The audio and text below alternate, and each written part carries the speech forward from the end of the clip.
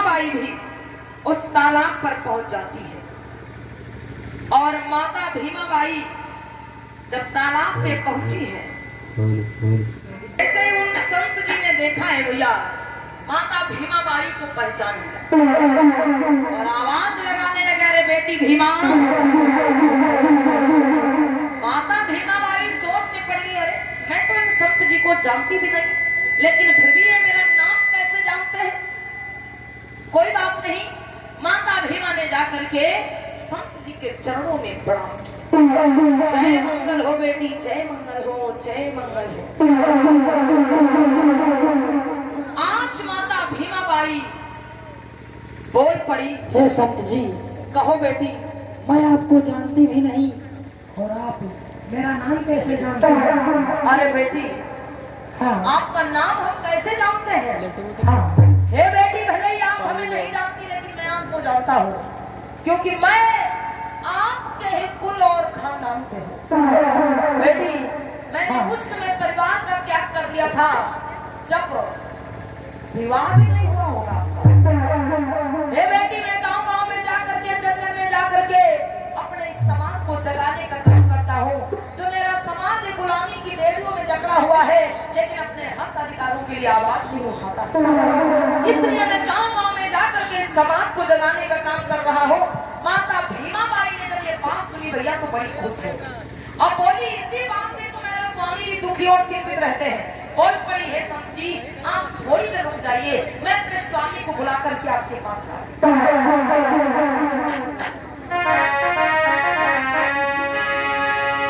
माता भीमा चली हर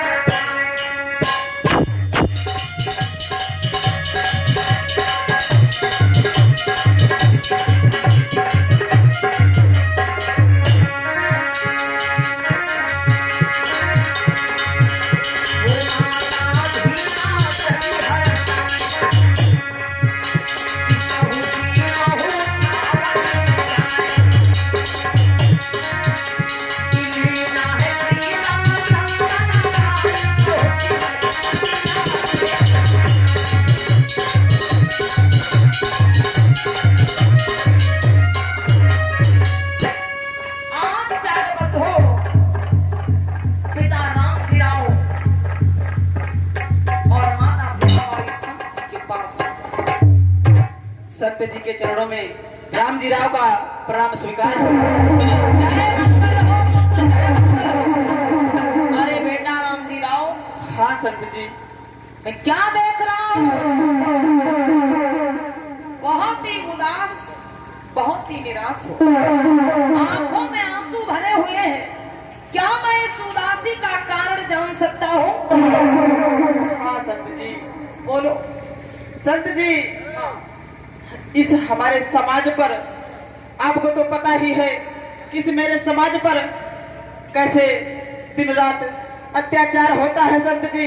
हाँ। ये मुझसे देखा नहीं जा सकता है संत जी। कब ऐसा दिन आएगा कि इस मेरे समाज को जीने का स्वयं का अधिकार मिलेगा है संत जी। आज पिता राम जी राव संत जी से भी यही बात बोले, हे संत जी, मैं दुखी हूं तो सिर्फ अपने समाज की दशा को देखकर। मेरा समाज बड़ा दुखी है, मेरे समाज पर बड़े अत्याचार होते हैं। ना तो अच्छे घर मकानों में रहने का अधिकार है, ना अच्छे कपड़े पहनने का अधिकार, ना अच्छा भोजन करने का अधिकार। आखिर ये कब तक चलेगा संत जी? क्या कभी ऐसा समय नहीं आएगा जब मेरे लोग भी सम्मान और इज्जत का जीवन जी पाए? आज संत जी ने जब राम जी राव सतपाल की बातों को सुना तो संत जी बड़े ही ज्ञानी पुरुष थे। उन्हें कुछ आभास हुआ और बोल पड़े, बेटा राम जी राव सतपाल। हाँ संत जी। मैं बड़ा प्रसन्न हुआ। अरे इंसान तो वही होता है जो दूसरे के दुखों को देख करके स्वयं दुखी हो। इस समाज के दुख को देख करके तुम इतना दुखी हो। वाह राम जी राव, मैं बड़ा प्रसन्न हुआ। अरे तुम तो अंग्रेजों की सेना में सूबेदार हो, थोड़ा अच्छे से गुजर रहा है, लेकिन फिर भी इस समाज को दुखी देख करके तुम खुद दुखी हो रहे हो। तो हे रामजीराव सतपाल, हाँ आज मेरा विचार, मेरा अंतर मन कुछ कह रहा है। कहो संत जी। मुझे ऐसा लग रहा है वो समय आने वाला है, वो समय अब दूर नहीं जब इस समाज के दुख दूर होंगे। तुम्हें दुखी देखकर, तुम्हारे मन में इस समाज के प्रति इतना लगाव देख करके मेरा अंतर मन कह रहा है वो समय अब दूर नहीं है, क्योंकि हर कार्य का एक निश्चित समय होता है। अब वो समय भी आ गया है। और क्या बोले हैं वो संत जी, सुनो बेटा। समय समय की बात और समय को परखती है रे ज्ञानी।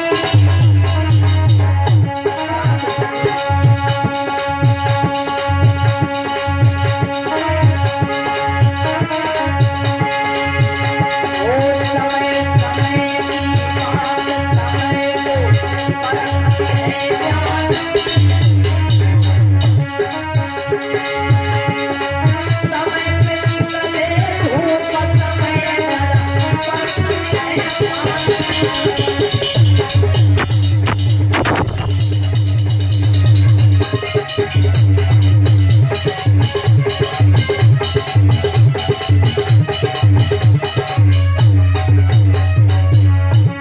आए बेटा रामजीराव सतपाल,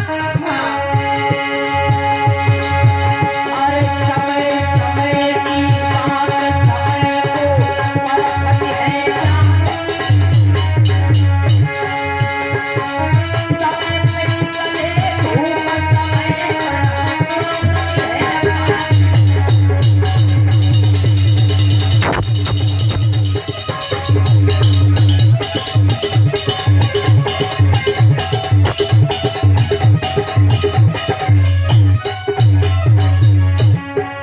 और रामजीराव सतपाल, हाँ संत जी। मुझे तो ऐसा लगता है कि वो समय अब दूर नहीं जब इस समाज में एक मसीहा, एक उद्धारकर्ता का जन्म होगा।